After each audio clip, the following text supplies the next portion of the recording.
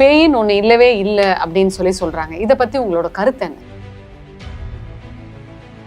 ஒரு மாதிரி பிரச்சனை, நைட்ல நடமாடும் சத்தம், அந்த அம்மாலாம் கொஞ்சம் பயங்கரமா ஒரு ஆக்ரோஷமா வரும். இப்போ பேய் ஓட்டும் போது வந்து கொஞ்சம் அசந்தா கூட அது நம்மள வந்து அடிக்கும் அப்படின்றாங்களே, இது உண்மையா? தீராத ஆசையில வந்து மோகம் அதிகமா இருக்கிறவங்களும் இருக்காங்க.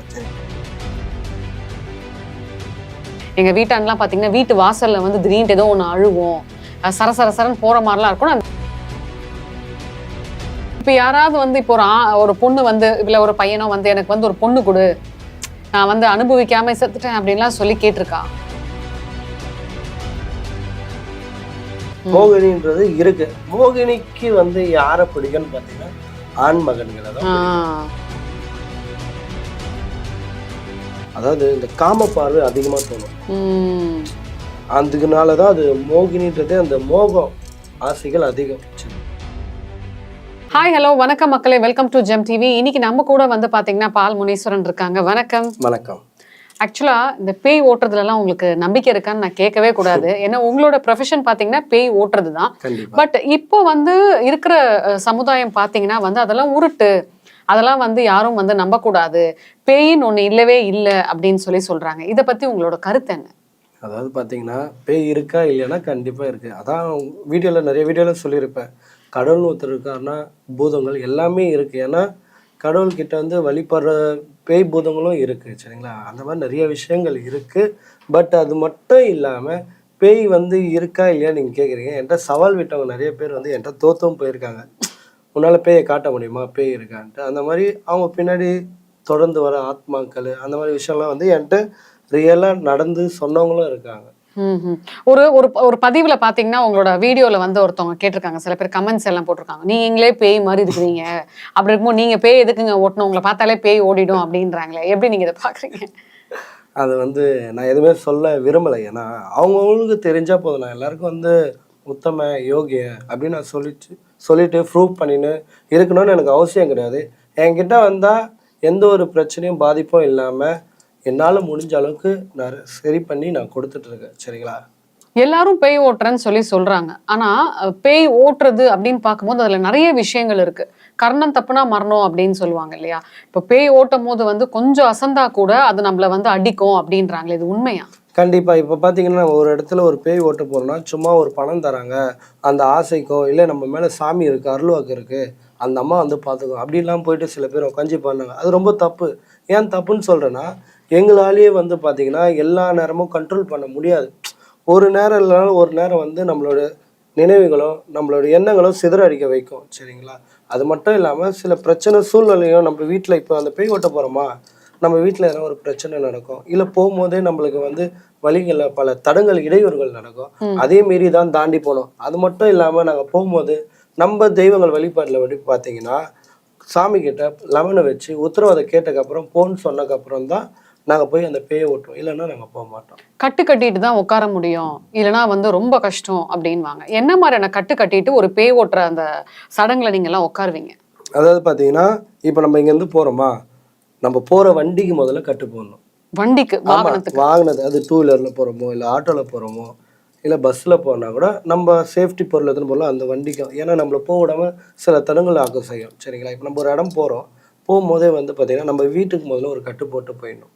அடுத்தது நம்ம கூட யார் எந்த பிள்ளைங்க வராங்களோ அவங்களுக்கு சேஃப்டிக்கு நம்ம என்ன தரணுமோ அதையும் கொடுத்துருவோம்.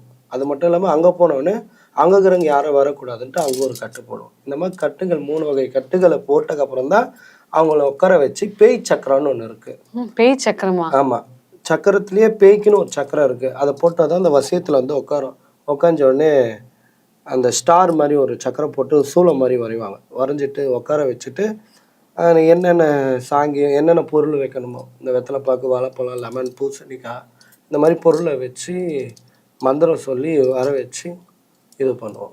பேய் ஓட்டுறதுக்குன்னு சில பூஜைகள் இருக்கு, அந்த சடங்கு இருக்கு அப்படின்னு சொல்லும் போது நீங்க அந்த பொருட்கள் அப்படின்றீங்க இல்லையா? எல்லா பேய் ஓட்டுறதுக்கும் ஒரே மாதிரியான பொருட்கள் வாங்குவீங்களா, இல்லை ஒவ்வொரு இதுக்கு ஏற்ற மாதிரி பொருளா? இல்லை, அதாவது ஆத்மாலே வந்து பார்த்தீங்கன்னா இறந்தவங்களை வந்து நிறைய வெவ்வேறு பேர் இருக்காங்க, சரிங்களா? வயசு பசங்க இருக்காங்க, சூசைட் அட்டன் பண்ணவங்க இருக்காங்க, ஆக்சிடென்ட் ஆகி இறந்தவங்க இருக்காங்க, தீராத ஆசையில் வந்து மோகம் அதிகமாக இருக்கிறவங்களும் இருக்காங்க, சரிங்களா? ஒருத்தவங்களுக்கு எப்படின்ட்டு முதல்ல வந்து பேய் பிடிச்சிச்சுன்னா நாங்கள் போயிட்டு ஃபஸ்ட்டு ஒரு வாட்டி போய் பார்த்துட்டு வருவோம். பார்த்துட்டு யார் வந்திருக்கா, ஆணா பெண்ணா அப்படின்றத ஃபஸ்ட்டு கண்டுபிடிச்சக்கப்புறம் அன்னைக்கு ஒரு பொழுதே காலையில் போய் கண்டுபிடிக்கிறோன்னா ஈவினிங்குள்ளே நாங்கள் அந்த பொருள் என்னென்ன தேவையோ ரெடி பண்ணி அப்பயும் அந்த பேய்கிட்ட வந்து உட்கார வச்சு நாங்கள் பேசிடுவோம்.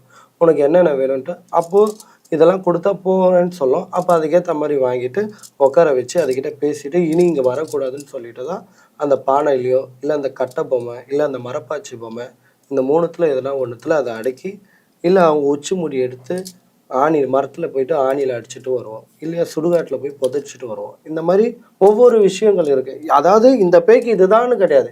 எந்த பேய்க்கு எப்படி இருக்கோ அதுக்கேற்ற மாதிரி பண்ணாதான் நம்ம கண்டிப்பாக நல்லபடியாக முடிச்சுட்டு வர முடியும். எல்லாராலையும் பேய் ஓட்ட முடியுமா? முடியாது. அதுக்குன்னு வந்து இப்போ சொல்லுவாங்க பார்த்தீங்களா, நீங்கள் காலால் பிறந்தவங்க ராசி, உன் கையால் பார்த்துட்டாங்கன்னா எனக்கு ராசியாக இருக்குது, உன் முகத்தில் பார்த்தா ராசியாக இருக்குது. அந்த மாதிரி அந்த ராசிக்காரங்களுக்கு கூடியவங்களுக்கும் இருக்குது பேய் ஓட்டுற தன்மை. சரிங்களா? அது மட்டும் இல்லாமல் பேய் நீ நான் தான் இல்லை. அதாவது இப்போ அருள்வாக்கு சாமி ஆடுறாங்க பார்த்தீங்களா, அவங்க எப்படி வீட்டில் இருக்கவங்க லேடிஸோ இல்லை ஆண்களோ சாமி ஆடுறாங்க பார்த்தீங்களா, இல்லை உக்கிரமான சாமிங்க இருக்கும் பார்த்தீங்களா, பேர் சொல்லாத அம்மன், முனீஸ்வரன், அப்புறம் மதுரை வீரன், இந்த கருப்பு, இவங்க கிட்டலாம் வந்து பயப்படும் அந்த பேய்ங்க. அந்த மாதிரி ஆடுறவங்க கட்டுப்படுத்துறவங்களும் இருக்காங்க. அவங்க என்ன பண்ணுவாங்க, ஓட்டிட்டு விட்டுருவாங்க. அது மறுபடியும் ரிட்டர்ன் தான் வரும். அதுக்கு நம்ம என்ன செய்யணும் சாங்கியம், அது சரியாக பண்ண மாட்டாங்க.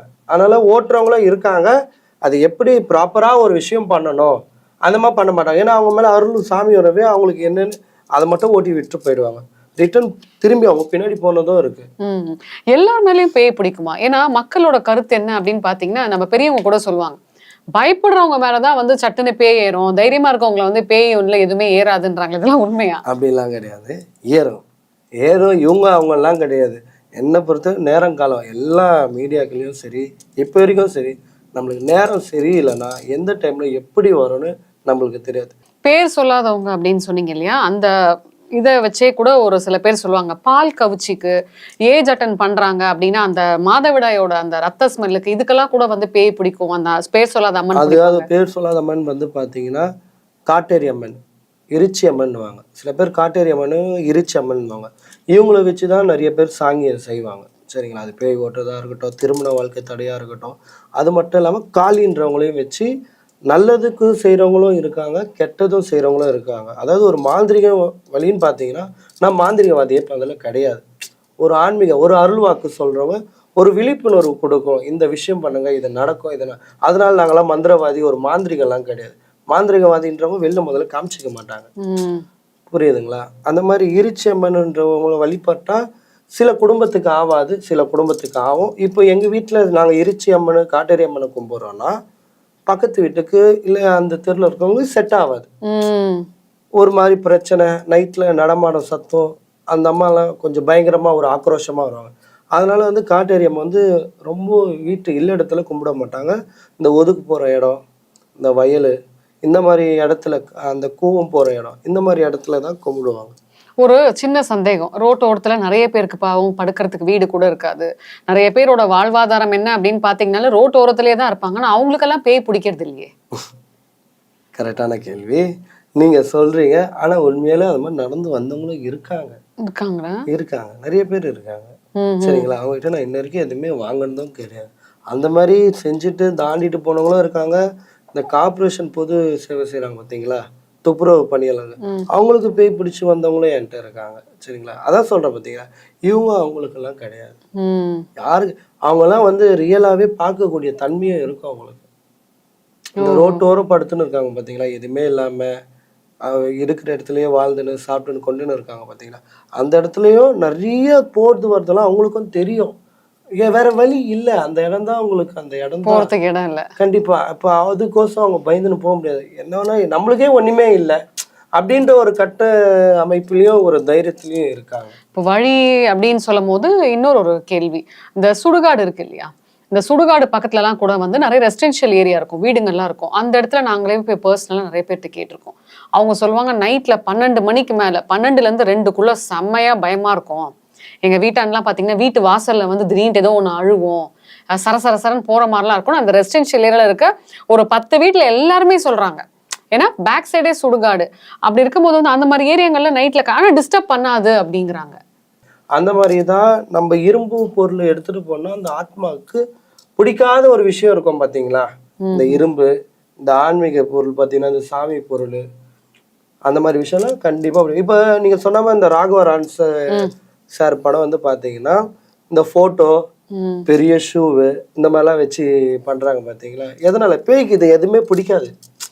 விளக்குமாறு, இந்த லெமனு, இந்த மாதிரி விஷயம்லாம் வந்து தெய்வீக விஷய பொருள். அது எப்படி இப்போ உங்களுக்கு பிடிக்காத ஒரு சாப்பாடோ ஏதோ உங்களுக்கு பண்ணிட்டேன்னா நீங்க ஏத்துப்பீங்களா? பிடிக்குமா? வேற வழி இல்லைன்னா சாப்பிடுவேன், எல்லாம் திரும்பி கூட பார்க்க மாட்டேன். இல்ல சுத்தமா பிடிக்கவே பிடிக்காது. அது இல்லைனாலும் பரவாயில்ல, நான் இருந்துருவேன், அப்ப பார்க்க மாட்டேன் திரும்பி. அந்த மாதிரி விஷயம் தான் அதுங்களுக்கு கொஞ்சம் துளி கூட செட் ஆகாத ஒரு விஷயங்கள் இதெல்லாம்.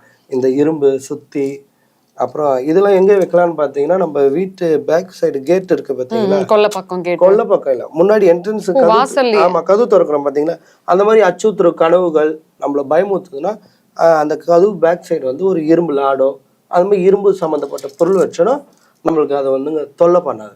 ஒரு சில வீடுங்கள்ல வந்து ஒரு மாதிரி இந்த காத்து கருப்பு இருக்கிற அறிகுறி வந்து சில பேரால உணர முடியும். நைட்டு தூங்கவே முடியல, நெஞ்சில போட்டு ஏதோ அமுக்கிற மாதிரி இருக்கு, மிதிக்கிற மாதிரி இருக்கு, மூச்சோட முடியல அப்படின்லாம் சொல்லுவாங்க. உண்மையாலுமே இப்போ ஒரு சில இடங்கள்ல வந்து காத்து கருப்பு இந்த மாதிரி அமானுஷ்யங்களோட நடமாட்டம் இருக்குன்னா எப்படி கண்டுபிடிக்கலாம்? அதாவது பார்த்தீங்கன்னா, இது உண்மையிலே ஒரு விஷயம் இல்லை, நிறைய பேருக்கு நடந்து என்று சொல்லியிருக்காங்க. ஆனால் ஆன்மீகப்படின்னு பார்க்கும்போதும் நம்ம அறிவியல் பூர்வமாக பார்த்தோன்னு பார்த்தீங்கன்னா, இது சயின்ஸ் படி பார்த்தீங்கன்னா அது ஒரு மருத்துவ இதுன்னு சொல்கிறாங்க, உடல் ரீதியாக சம்மந்தப்பட்ட ஒரு விஷயம்னு சொல்கிறாங்க. அது உண்மைதான், அது 50% உண்மைதான். ஆனால் அது மீறியும் சில, அதாவது பார்த்தீங்கன்னா அது வந்து உடல் ரீதியாக தான் இருக்குமே தவிர, இந்த ஆத்மா எப்படின்னும் போது வந்து பார்த்தீங்கன்னா நம்ம நடக்கும் போது பின்னாடி வர மாதிரி ஒரு ஃபீலிங் இருக்கும். சரிங்களா, இன்னொரு ஆள் இருக்கிற மாதிரி நம்மளுக்கு உணர்வு தோணும். அதாவது நான் உங்க பக்கத்துல இவ்வளவு தூரம் இருக்கிறதுக்கும் உங்க பக்கத்துல நிக்கிறதுக்கும் டிஃப்ரென்ஸ் நிறைய இருக்கும். அது போல நம்ம படுத்துட்டு இருக்கும் போது கனவுகளோ நம்மள ஒரு மாதிரி ப்ரெஷர் பண்ணி அமுக்குற மாதிரி, மூச்சு திணற மாதிரி இருந்தா நம்ம மேல அந்த ஆத்மா ஏறுறதுக்கு ட்ரை பண்றதுன்னு அர்த்தம். நம்ம உடம்புல, அதான் சொன்ன பாத்தீங்களா, அந்த ஆத்மா உடலை தேர்ந்தெடுக்கும். இந்த உடம்புல நம்ம போகலாம், இந்த உடம்புல நம்ம ஏறலாம் அப்படின்னுக்கோசம் அந்த ஆத்மா தேர்ந்தெடுக்கும் போது தான் அந்த ஒரு ஃபீலிங் நம்மளுக்கு கிடைக்கும். ஏதோ நம்மளுக்கு ஏதோ ஒன்று ஆகுது, நம்மளுக்கு ஏதோ ஒன்று பண்ணுது, அது தடுமாறி நீங்கள் எழுஞ்சிட்டிங்கன்னா உங்களுக்கு அந்த வைப்ரேஷன் இருக்காது, டப்புன்னு விலகிடும். ஆனால் உங்கள் உடம்பு அது ஒரு வாட்டி ஏற ஆசைப்படுச்சுன்னா மறுபடியும் ஏற ட்ரை பண்ணும். கண்டிப்பாக. பேய் ஓட்டுறது வந்து ஈஸி இல்லை, அது வந்து நிறைய பொருள் கேட்கும் சாப்பிட, நீ ஏதாவது எனக்கு கொடு நான் போறேன் அப்படின்னு சொல்லுவாங்க. அந்த மாதிரிலாம் உங்ககிட்ட நீங்க பேய் ஓட்டுறப்போ என்னென்ன மாதிரியான பொருட்கள் ஆசைப்பட்டு அதுங்க கேட்கும்?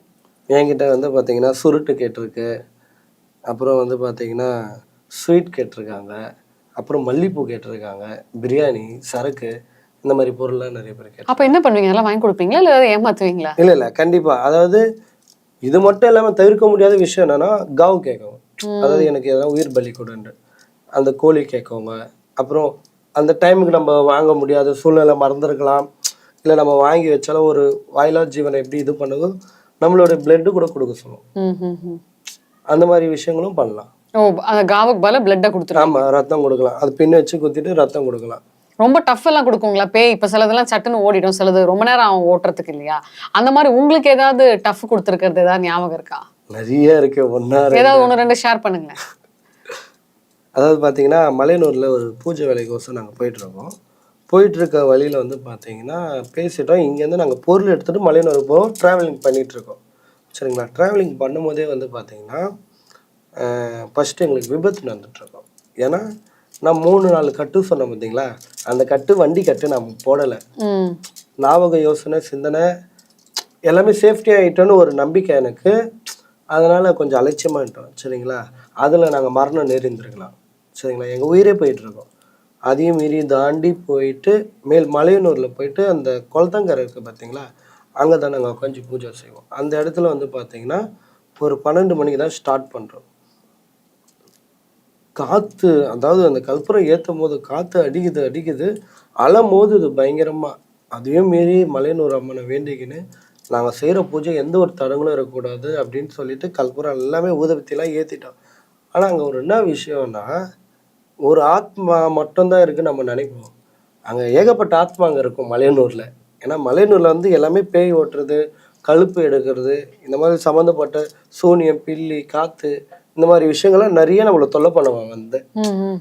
அதை நம்மளை தடுக்கவும் செய்யும். அதனால வந்து பார்த்தீங்கன்னா என் கூட இருக்கிறவங்களாம் செய்யும் போது முடி பிடிச்சி இழுக்கிறது, அப்படியே கீழே விடுற மாதிரி ஆனாங்க. அப்புறம் காற்று பயங்கரமாக வச்சு பின்னாடி என் கூட இருக்கிற திருநங்கை வந்து இடிச்சிருப்பாங்க. நிறைய ஆயிடுச்சு பயங்கரமா. இந்த கழிப்பு எடுக்கிறதுன்ற வார்த்தை நான் நிறைய பேர் சொல்லி கேட்டிருக்கேன். ஆக்சுவலா அப்படின்னா என்னங்க? கழிப்பு எடுப்பாங்கன்னா நம்ம நல்லா இருந்திருப்போம், பணம் நகை சொந்த வீடு எல்லாமே இருந்திருக்கும்.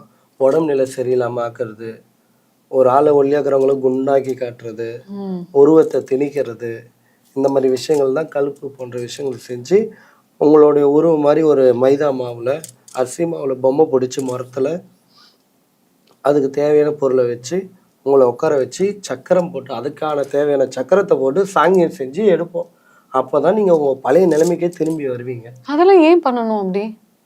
ஏன் பண்ணால் இப்போலாம் வந்து வெளியால் பண்ணுறாங்களோ இல்லையா, கூட பிறந்த அண்ணன் தம்பிங்க, புதுசாக வர மருமகங்க, இந்த மாதிரி ஃப்ரெண்ட்ஸுங்க, இந்த மாதிரியே இவங்களுக்குள்ளேயே போட்டி பொறாமல் அதிகமாக இருக்குது.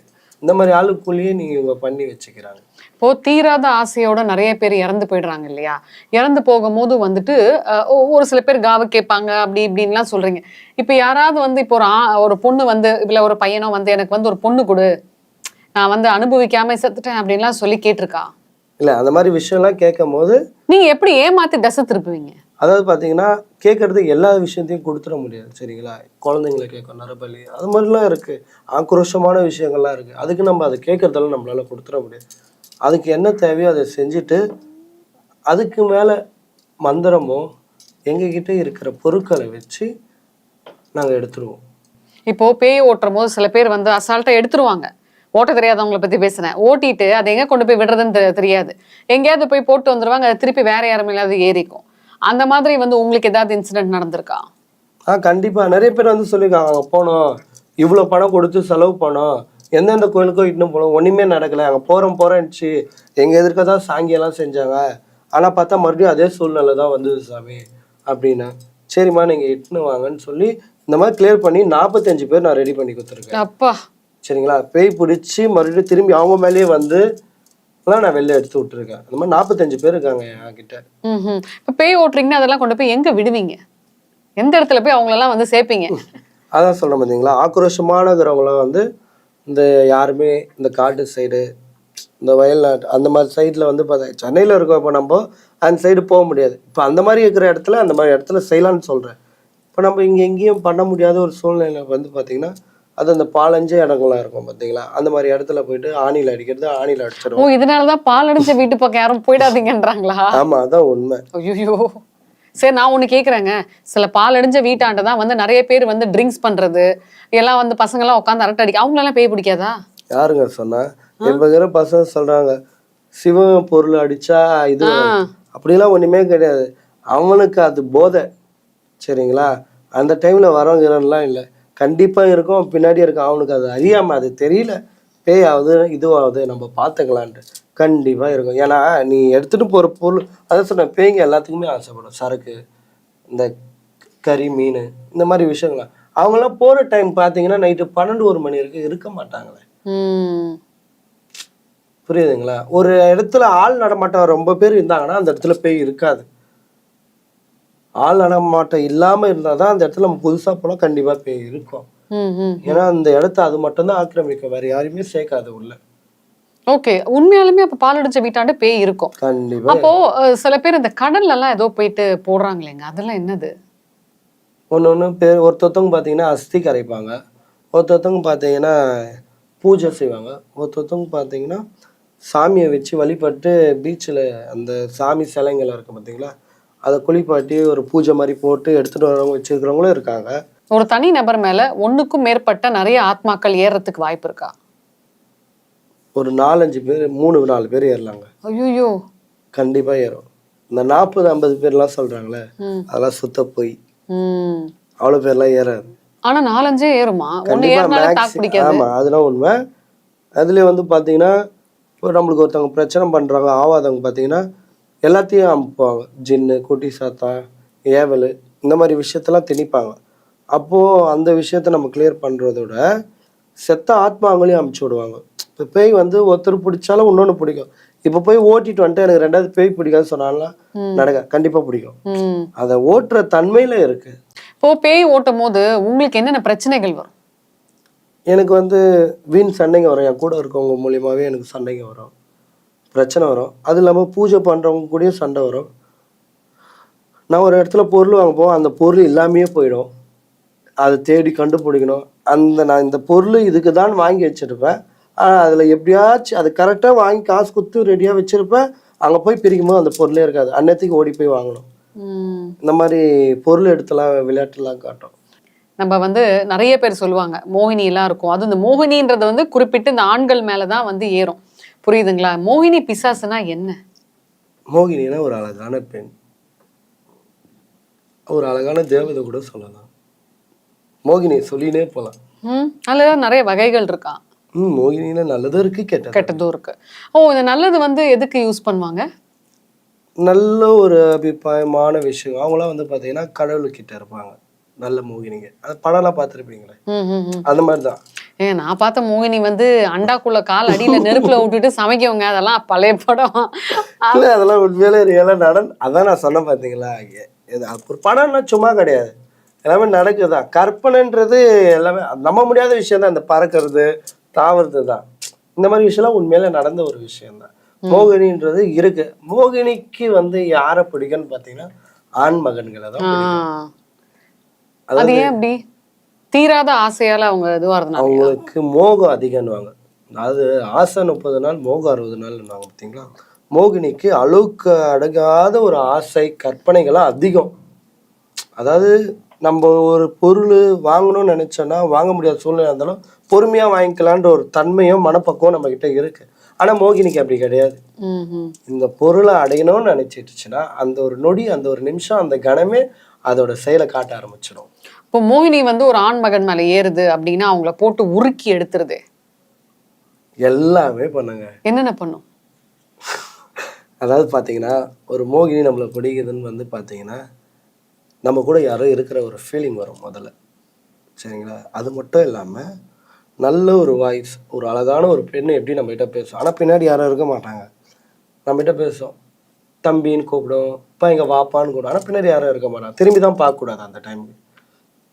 புரியுதுங்களா? அந்த மாதிரி விஷயத்தில் நம்மள கவன சிதறல் இருக்கும். அழகான ஒரு உருவத்தில் கூட வரும், மல்லிப்பூ வச்சுக்கின்னு இந்த மாதிரி பேச வரும், சரிங்களா. மோகினி ஒரு பையன் மேலே வந்துடுச்சுன்னா அவனுக்கு என்னென்ன பிரச்சனைங்க வரும்னு பார்த்தீங்கன்னா உடம்பு நிலை சரியில்லாமல் ஆகும், கனவுகள் அதிகமாக வரும். அதாவது இந்த காம பார்வை அதிகமாக தோணும். அதுக்குனால தான் அது மோகினின்றதே, அந்த மோகம், ஆசைகள் அதிகம், சரிங்களா. ஆசை அளவுக்கு மீறின ஒரு விஷயமா இருக்கும். அதாவது அந்த மோகம் ஆசை அதிகம். அதுக்கு இதுதான் மோகினினாலே இதுக்கு ஒரு மட்டும்தான். அந்த அந்த ஆண் மகனுங்களாலலாம் வந்துட்டு எந்த பெண்களோடையும் சந்தோஷமா இருக்க முடியாது, அவங்களால இல்லற வாழ்க்கையில ஈடுபட முடியாது. ஏன்னா ஒருத்தவங்க மேல மோகினி அடிக்குது அப்படின்னா அவங்களால அவங்க நார்மல் லைஃப்கே வர முடியாதுன்றாங்களே. இல்ல, அந்த மோகம் அது மட்டும்தான் சந்தோஷம் அடையணும்ட்டு அதுக்கான வேலையை அது மட்டும்தான் பண்ணும். யாருக்கும் அது விட்டு கொடுக்க அண்ட விடாது. ஆமா. அது இல்லாம அந்த பார்வையே வந்து மற்றவங்களை பார்த்தாலும் சரி, ஒரு தாயாக இருக்கட்டும், ஒரு அண்ணனா ஒரு அக்காவா இருக்கட்டும், அவங்க கூட பிறந்தவனா தான் இருப்பான். ஆனா வந்து அந்த ஆண்மகன் ஒரு வீட்டுல இருக்கான்னா அவங்க இவனுடைய பார்வை நல்லா பார்த்து அந்த பார்வை எல்லாமே ஒரு தப்பான ஒரு மோட்டிவேஷன், தப்பான ஒரு கண்ணோட்டமா இருக்கும்.